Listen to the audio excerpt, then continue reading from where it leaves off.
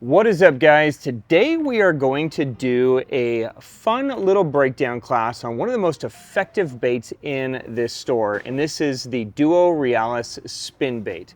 Now, we get a lot of questions on when do I use the 80 over the 90 or the G-Fix over the regular, or what rod, what line. So today we're gonna break down the entire line. We're gonna go through it. We're gonna simplify it and have it make sense so that you guys can take advantage of one of the best baits on the market. Let's go. Welcome to the Hookup Tackle. Oh, what a stud. Yeah. Look at that. That was sick. Woo!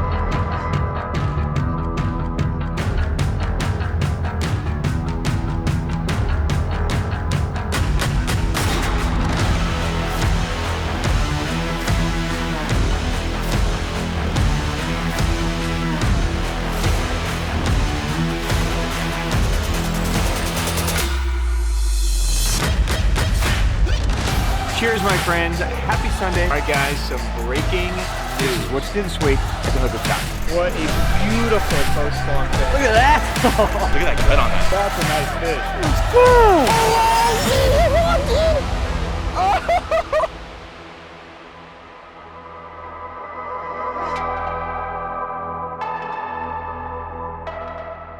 Welcome back, my friends. I am Ben with the Hookup Tackle, the Tackle Otaku on Instagram, being joined this fine morning by my buddy CJ at Desert Bassin. What's up, CJ? How's it going, man? So today we're going to talk about spin baits. Yep. Now, we are relatively fresh back from a really fun outing in Japan with Duo and, with kind of the king or the god of spin baits, Yeah. right? We learned a lot about the technique. I learned a lot about the technique beyond what I had thought I had already known about it, and it shed a lot of light on the usefulness of it and how it can become much more of a tool than how I was even applying it. I wanted to come and kind of just break down this line because this is a line that really kind of put, I would say, Duo on the map in the bass fishing world. Oh yeah, absolutely. By far. Mm-hmm. And it's a line that they're continuing to add sizes and weights, and it's going to become like a super crazy complicated line over the next couple of years. Yep. It's almost kind of like, it reminds me a lot of like Lucky Craft in a way, where it's like there's an LC 1.5 and 2.5, and for years we had those two, and then all of a sudden there's a 2.0 and a 1.0 and a 1.7 and an 0.7 and an 0.5. It's like, oh my God. We're gonna have a whole wall of spin baits, basically. Right. So, it's eventually heading that way where they're taking a bait that is super successful and they're finding the little niches that are missing and they're filling in niches with new sizes, new weights. And so this will be a great chance to kind of just break down the line and have it make sense so that as new sizes come to be, it'll be easy to figure out which one might be applicable for your tool chest. Here's where we're starting. All right, okay? let's do the first one. So, for those of you that are new to this bait category, this is the Duo Realis Spinbait 80. So this is the original spin bait that was in their line. Now, this can be kind of a confusing term, I guess is the right word, because you will hear people refer to this as a spin bait, and you will hear people refer to this as a spy bait, right? So you'll hear both names. Now, even on the packaging, it is a spin bait 80 for spy baiting, right? It's really, it's kind of something that Duo did to kind of create a term for what the bait was designed to do. I don't know why they didn't just call this the Spybait 80 for spy baiting. It would have been so much easier. They created their own category to throw their own bait in. Yeah, so when you hear it referred to as spy bait or spin bait, it's the same thing. We're talking about the same thing. So spy baiting technically is the technique that this was built for. The spin bait is the actual bait that is there. Okay, so chicken or the egg. yeah, I don't know if that made any sense at all, but that's what it is. Okay, so let's look at this really quick. So this was the original bait that Duo created for this category, the Spinbait 80. Now, the Spinbait was built to originally be kind of an eye motion bait. Now, if you follow Japanese tackle and trends over the last decade, you'll know that like that quote unquote eye motion is basically, we call it the do nothing type baits, kinda right? boring. They're basically baits that are designed to kind of track through the water and not really do a whole lot. And this is a technique that became very popular as a bait fish in Japan called the wakasagi really started to take hold on Lake Biwa. Now, wakasagi are not a native fish. As they expanded and really took hold and bass really started keying in on those fish, they're small little bait fish that don't have like big exaggerated movements. So traditional things like paddle tails and crankbaits and glide baits and things that had a lot of movement weren't effective when the bass were super keyed in on these tiny little fish that were moving really tight. So that's where the kind of eye motion came to be, was a way for people to present smaller, streamlined, you know, skinny bait fish type looking lures in a way to where they would basically just kind of track straight and there's not really any like ripping and jerking and darting and that kind of stuff. And that's really where the spin bait concept was created, and even still you'll see like eye class on all of them, right? So it's kind of sticking with that kind of eye motion, if you will. Here is a look at the bait. So essentially the bait is two props. Okay, you've got a prop in the front and a prop in the back. These are kind of counter-rotating props. So when this one in the front spins this way, this one in the back is spinning that way. So they spin at different rotations, which helps keep the bait at a level crank. Okay, and what that means is you can take this bait, you can throw it out, and let's say you want this bait to track at 4 feet. You can let it sink down to 4 feet, and then literally on just a straight retrieve, as this bait is going in, because those blades are counter-rotating like that, it will keep that bait at that level, okay? So as it's going through, this bait is also having this tight side-to-side little shimmy, okay? And that's it. So this bait's not moving left and right, it's not having this big crank, it's not having any of this crazy action, it's literally just having this little shimmy as it goes through the water. And that's what the bait was designed for. So you've got this, you know, 80 millimeter, 9.5 grams, so roughly 3/8 of an ounce, that was designed to kind of fish relatively shallow. Throw out there, let it sink down a few feet, and then just straight retrieve and kind of do nothing. Probably for the most part, that's how a lot of guys view this bait still, as a really finesse, very subtle kind of, you know, more finesse hard bait technique. Yeah, definitely. Wouldn't you say? Yeah, definitely more of like, I think guys think of it as like a cold weather, kind of finessier, match the hatch type bait. Yes. You know? Yeah. Not a power bait. Right. Now, what has happened over the last, you know, decade for sure, Mr. Nishijima in Japan, who is Duo's main guide on Lake Biwa, he, by nature, that dude's more of a power fisherman than a finesse guy. Yep. And he started experimenting with these baits as more of a power fishing bait, fishing behind guys in shallow water or, you know, on structure or wherever, fishing behind guys that were throwing traditional power baits like a swim jig, a crankbait, a glide bait, and he was picking off monsters on Biwa for years and years and years behind these guys, implementing this as more of a power fishing bait. And what really put Duo on the map was, if you rewind about 10 years ago, Kevin Van Dam was kind of doing the same thing here in the USA with this. If you guys remember back to when this really became a craze, KVD was on Sinclair and some other places, and he was literally just stroking smallmouth on this thing, just absolutely raping them out of the grass over there in the Great Lakes, right? So this is a bait that, even though it's still kind of, you know, on the radar, I'd say, for like cold weather, light line finesse, really, once you start applying it through these different sizes, becomes an amazing kind of year-round tool that you can use as a more of a power fishing tool when they're shying away from other things, right? So for instance, if they're just super juiced and the fish are relatively shallow, they're in like shallow grass, you know, maybe, you know, 4 to 10 foot of water, and there's some grass and there's some stumps and different things. Traditionally, you're probably going to throw like a crankbait, a spinner bait, something that you're going to kind of move fast, you're going to grind, get great cover deflection. And most of the time, if the fish are jacked, they're going to eat that. But when they kind of have seen a lot of it, or you're getting a lot of pressure, and there's 10 boats ahead of you and they're all throwing a spinnerbait and a crankbait, this can be one of those baits that, because of the way it moves, because it's so subtle as it comes in and it tracks so true, can be one of those great baits that you can throw into the grass, rip it out of the grass, and then get it going. Yep. A lot like how, we might throw a lipless or a jackhammer in the grass and then rip it out.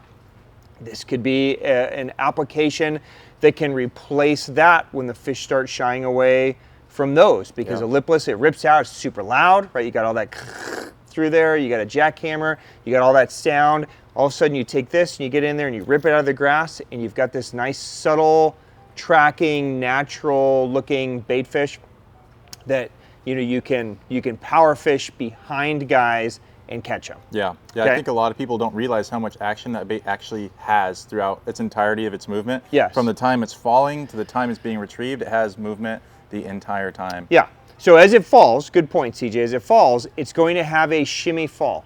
So it's falling like this. It's falling horizontal, and as it falls, it is falling side to side. So even on the initial fall, it's falling, right? Yep. You can let this sink down to, the depth you want it to be, whether that's the bottom. So if you're fishing like a deeper lake, a rocky lake, something like that, you might be throwing it down into like 15 feet or wherever, let it land on the bottom, and then just straight retrieve it, and it will maintain that depth. If you guys are fishing somewhere with more aquatic vegetation, somewhere similar to like Biwa, you could find areas where there's grass and let it kind of sink down and get to the grass, and then kind of just rip it out of the grass and then start a steady retrieve. Same place you might throw a jackhammer or lipless or any of the stuff that we just talked about. Yep. And then during the retrieve, of course, it's going to have that side-to-side shimmy, and of course you're getting a little bit of a draft from these blades, so the fish are feeling it on their lateral line. They're going to get a slight amount of flash. These blades are pretty small, but there is still that little bit of a flash factor in there. Yep. Pretty natural. Okay? Yeah, it's as natural of a power style bait that you're really going to get, I think. For sure. It's a great middle of the road bait. Yes. Okay, so let's break down the line really quick now that we kind of understand the idea behind it, where you would utilize it, how you would utilize it. We're going to use this as the starting point. So this is the Spinbait 80. This is the original one. Now, on lighter lines, so if you're going to throw this on, say, something like 6 pound or 5 pound or 4 pound, this is something you can put on a spinning rod, cast really far, let it sink to pretty much any depth. I mean, you could sink it down to 25, 30 feet if you want to, and just slowly crawl this thing along. If you're going to be more of a semi-power fishing type application, you're going to use that 8 pound, 10 pound, something like that, then it's a great one for picking apart that kind of like 5 to 10 foot zone is what I would say. 5, 6, 7, 8 feet, skimming over the top of trees or grass or that kind of stuff, perfect for that. Now, if you need it to get slightly deeper, okay, that's when you can go to the Spinbait 80 G-Fix, okay? So literally the same size as the Spinbait 80, only it's going to be 1 gram heavier. That's it. Okay. 1 gram. 1 gram. Wow. Okay, so you have the 80 and you have the 80 G-Fix. Okay, so it's just slightly heavier internals so that you've got just a slightly heavier bait. So as it sinks, it's going to sink probably kind of like this, right? So it'll just sink down a little quicker. So again, if you're fishing more like that 8 to 12 foot, 8 to 15 foot, then maybe I'd probably pick the G-Fix. If I'm fishing more that like 4 to 8 foot, 4 to 10 foot, then I'd probably pick the original 80. Okay, so that'll give you a good idea. And I'm not talking about the depth your boat is in. I'm talking about the depth that you want the bait to be in. Okay, so that extra 1 gram was originally designed for guys to be able to throw the 80 on a bait casting, right? And we'll talk about that here in a minute, the gear that we recommend. But basically just look at it as a weight thing and a depth thing. There's also another 80 in the line, and that's a relatively new one, and that's this guy. This is the 80 Shallow. Now, this was an important addition for Duo because so many of you guys live in like the northern part of our country. If you guys are fishing a place like Michigan or Wisconsin, a lot of the lakes that you guys have, those smallies and largemouth, when they move up, they might be these huge expansive flats, right? And those flats might go for, half a mile or a mile, and it's just, the flat might come off the shore for, you know, 100 yards, and it might just go forever. And that flat might only be 2 feet, 3 feet, 4 feet, but those fish will move off that edge and get up on those flats, warm up, soak up whatever they can soak up. And you take a traditional 80, if there's any kind of grass that grows or any kind of like laydowns or anything, that bait's just staying too deep. So they had to come up with a way to keep the bait a little shallower, and that's what the 80 shallow is going to do for you. So again, here's the original 80, here's the 80 shallow. Essentially, what they've done is they've kind of removed the back weight. So now you're into a 1/4 ounce. So you've gone from like 9.5 grams to about 7 grams here. So it's just going to have the same action, the same shimmy fall, the same everything. It's just going to stay higher in the column so you can fish shallower water. This would also be an excellent idea if you guys are shore fishing. Yep. So a lot of what we're talking about, you know, that controlled depth makes more sense sometimes when you're fishing from a boat, because you can put your boat on the edge of a flat and I want to make a big long cast and fish, you know, 10 feet all the way down this edge. That makes more sense when you're from a boat. Yeah, but absolutely. shore guys have the same opportunity, right? You can parallel banks, you can, you know, find areas where you can pick your depth, and this would be a great opportunity to maintain that same level of presentation all the way from the start of your cast to the end of your cast. The shallow would be an excellent, excellent addition to the line. So there you go. There's the 380 versions. Now, the next one going up is going to go to the 90. Okay, so now you're adding 10 millimeters, but you're also adding some weights here at 15 grams here. So you're at a true 1/2 ounce. Now, the idea behind the 90 was to give guys that wanted to really power fish this a chance to throw it on bait casting gear. I'm not saying you can't throw the 90 on a spinning rod, but it's a 1/2 ounce. So, you know, it's really kind of designed as more of a bait casting size. Now, a spinning rod guy with lighter line can utilize the 90 for depth. So if you wanted to, say, control depth this thing in 30 feet or 35 feet or 40 feet, the 90 would make a lot of sense because it will sink down there quicker. But really the 90 was designed for guys that want to throw a bait casting rod in like 14 pound or 16 pound, Yep. right? And they wanted to be more of a power fishing application versus a light line application. This gives you that chance. So this could be an excellent, you know, specific size as an alternative to like the jackhammer that we talked about, ripping it out of grass, coming through shallow cover. Yep. Because you can throw it on a very similar rod, Yep. similar line, but just have a different application. Okay, so there would be the 90. Now from there, it goes up even one size further into the 100. And this is gonna put you at a 5/8 ounce, so you're at a 17 gram now, right? The 100 is basically just a size thing. If they want a longer bait, if they're feeding on, you know, bigger shad, herring, something like that, you've got the 90 on the bottom, you've got the 100 up top. So now you've got an even bigger, even larger sized bait for really kind of true power fishing here. Going the opposite direction from the 80 is there is also a little mini Spinbait 60. Look at that guy. Okay, cute little guy. Yeah, little guy. So, and this is a sizing, you know, now that there's a 60 and an 80, you know there's going to be a 70. Yep. Right? So they're going to gaps. fill in every gap possible. Okay. There's the little 60. Here's the 80, just for a size reference. Very, very small. You're at a 1/4 ounce. Okay. So you're kind of at a similar weight as the 80 shallow. I think that's the only color you'll ever need right there in the 60. That's chartreuse and blue, matte tiger. Yeah. Such a sick color. Yeah. So there you go. It's just a downsizing option for when the bait is shrinking in size. So if they're on little micro fry, a tiny little shad, something like that, then the 60 could be a great option over the 80. A few years back, guys really started getting on this. And, you know, again, the shape of the spinbait is designed as more of a longer, thinner bait fish profile. Because again, it was originally designed to imitate like a wakasagi, which is just a longer, thinner bait. Yep. So it's an excellent one for just kind of being an all-around bait fish imitator. It could be any kind of minnow, any kind of fry, a baby bass. It could be a little shad. It could be any of those things, Yeah, right? absolutely. Yeah. But a lot of guys were implementing it in deeper water over suspended fish that were really keyed on shad, right? And so they wanted to create a profile that was more shad-like, right? And that's when they came out with the Spinbait Alpha line. Okay, now there are two sizes in this. There's a 72 Alpha and a 62 Alpha. The 72, which is up top here, 1/2 ounce. The 62, 3/8 of an ounce.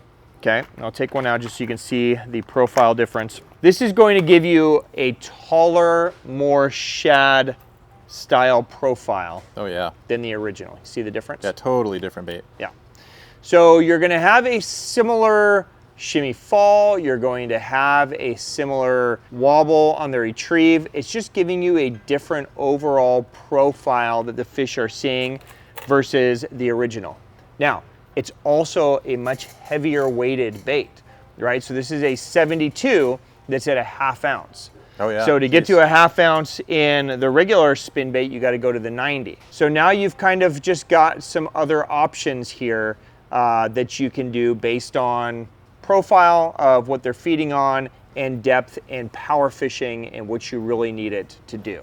So what I would say, if the fish are super, super keyed on shad, the Alpha series is a great way to go. I really like the Alpha for kind of getting down in some deeper water, suspended fish, but a lot of guys utilize it the same way that I was recommending you might utilize the 90 as far as getting it in and kind of ripping it through the grass. My personal preference, I prefer the regular spin bait over the Alpha for that power fishing, kind of ripping through the grass, just because it comes through so effortlessly. And it really is just a slender bait fish profile. And if that's how you're doing it, most of the time they're just seeing it from the bottom anyways. So they're not getting that true side profile. Yep. So as far as colors go, you know, there's 9 gazillion colors in these things. You know, you obviously need to pick a color that's going to match where you're fishing. A lot of you may be fishing like gobies, for instance. There's goby colors. A lot of you might be fishing more murky water, and you can go with more of the brighter colors. But day in and day out, generally speaking, when you're fishing a spinbait, you're usually fishing this as more of a finesse. Even if you're power fishing, it's still kind of a finesse power fishing. Yep, yep. So usually something a little bit more lifelike generally is better than the bright. So something like a Morning Dawn, which is basically, I would say our 2 best-selling colors are Morning Dawn and Ghost Gill. Okay, so Morning Dawn is this top one, Ghost Gill on the bottom. Okay, so Morning Dawn is kind of just like a can't go wrong clear, with that. sexy shad or a chartreuse shad. It's just super natural. These would be great places to start pretty much anywhere that you are. And then from there, I would just utilize the color wheel to kind of fill in gaps, right? So if you fish a place where they eat white a lot, you could throw the bone or the ghost pearl. If you're fishing a place where they're eating a lot of perch, you could do, you know, like a gold perch or the chartreuse gill, right? So on and so forth. And really just kind of fine tune. If you need more flash because they're in open water, then you've got, you know, baits that have, you know, the flash built in as well. Color wheel is kind of all over the place based on what you need, but a great starting point would be that Morning Dawn Ghost Gill. That gets you started for pretty much anything you need. And don't forget Blue Matte Tiger. Blue and Blue Matte Tiger, of course. Again, spinning rod is kind of where everybody naturally, I would say, thinks when they think of like a Spinbait 80. You typically think of like, okay, I'm going to throw it on a spinning rod. If you're just throwing it in open water, then you're going to want a rod, something like a baby plugging or something really soft, like a crankbait style rod, because you have these treble hooks. But what we've learned is that where this bait can be so effective is when you get it in some kind of cover and rip it out of cover and then maintain that. So when you think of, say, grass, if this is the top of the weeds, like this is all grass and weeds, most baits that you would put in weeds, like a lipless or a chatterbait, will get in there and you rip it and then they kind of fall back down, right? Yep. It's kind of this yo-yo almost, right? This is the kind of bait that's going to horizontally fall, kind of stop in the grass. You're going to rip it out and it's just going to maintain that. So the fish see it kind of rip and then just swim along, right? It's a totally different look. So with that in mind, if you're going to throw it on spinning, you're going to want to up the power, probably by a full power than what you would think of doing. So the Windbuster is kind of the one of choice for me. It's a pretty heavy rod. It's got power, but you need that power on the upper end to be able to rip it out of the grass and be able to wind it in, because it's super critical. If that gets in aquatic vegetation, that first rip, it's got to actually rip through the grass and not bog down with grass. Because if it gets in there and you don't have enough power on your rod to actually pull it out of the weeds, then you're going to get weeds that are going to clump on the blades and the hooks, and you're just pulling this giant clump of shit through the water, right? And nothing's going to eat it. Looks natural. Right? So, you know, go up a power. If you're using, you know, like a medium light, just go to a medium, medium plus, even a medium heavy, but something that doesn't bend like a noodle, something that's got some legit tip to it, tends to work the best for me. I like throwing straight fluoro here. Doesn't matter. You can do braid to fluoro, whatever you like. I go back and forth, honestly, but I like the sound of straight fluoro. I like the castability of braid. Yeah. For sure. Yeah. Right? But this is such a finesse little thing that I like the sound of going straight fluoro on something like this. So that's just my preference, like straight 8-pound or 7-pound. Probably helps with depth control too, versus like most braids. Unless you get a neutral density braid. Yeah. Fluoro will probably keep it in the strike zone longer for you. On the casting side, if we're talking about the 90 or the 100, something like that, you can go with a rod. The Dark Sleeper's kind of been the rod that I've been throwing. The Daemos is another one that's great. But again, you want a rod that's more designed kind of like a jig rod versus like a crankbait rod. Yep. Because again, the same thing is happening. You need to be able to make this cast, let it get into the grass, and then kind of rip it out and then have a steady retrieve. So it needs to be kind of fast enough, but then still kind of give, right? So jerkbait rod would be another excellent, like the OneTen Special would be another great option here. On the casting, I just threw this on a Daemos because I wanted to see how I'd feel. I took it off my Dark Sleeper, and Daemos I think would be a great option. You can go anywhere from 8-pound to 20-pound on here. I would say like 10, 12 would be pretty normal. I really like a 6-to-1 gear ratio on this. Slower gear ratio is going to be wise, because if you go too fast, the bait's going to just, it won't necessarily spin a circle, but it kind of drifts to the side. You really want that slow movement so that bait really has that side-to-side shimmy on it. Yep. Now, another way to do this, and this is really kind of what I took back from my time on B-Well actually fishing with them, is don't be afraid to throw this on a bait finesse reel too. So the 110 stick, this is a jerkbait rod. Again, just kind of getting back, it's like the perfect idea, because you can, it's got enough backbone to where you can rip it out of the grass, but it's still kind of soft enough when they're hooked. Don't be afraid to throw a bait finesse reel on there. So you could throw a little Aldebaran bait finesse, or Conquest BFS, or, you know, Corrado BFS would be a great option. You know, something that you can do like this, and then you can throw those lighter sizes, the 80, the 60. We were throwing the 60 around out there. Easily. I was throwing the 80 shallow around out there. Super easy to toss, even a 1/4 ounce bait on a bait caster. But then you can go straight 8-pound fluoro, or you could do a braid to leader on there, depending on how much line capacity your bait finesse reel has. But that would be another great way to be able to do it on casting gear and maintain that kind of heavier action rod. Yeah. I think for a lot of guys, it's going to be really comfortable. Yeah. All right, guys, that is a wrap. There is a breakdown of the entire Duo Realis Spinbait line for now. Yeah. Right? There's more sizes to come, I'm sure. So this is a line that I think if you guys will apply it, I think you can catch a lot more fish than what we all are now, because we've all kind of pigeonholed it as this like super finesse-y technique that really has so many more applications than what we've given it credit for. So hopefully that was insightful. If you have questions on anything we talked about, whether it's sizing, colors, application, gear, whatever, drop it down below and I will get some answers for you. We'll put links to all the products down there if you want to check them out. That way you can kind of compare, you know, apples to apples and sizing and all that to make sure you find the one that works best for you. On behalf of myself and CJ and everybody here at the Hookup Tackle guys, thank you for giving us time to watch these videos. Thank you for your business. Enjoy spy baiting with your spin baits. Okay, we'll see you next time, guys. Peace. See you guys.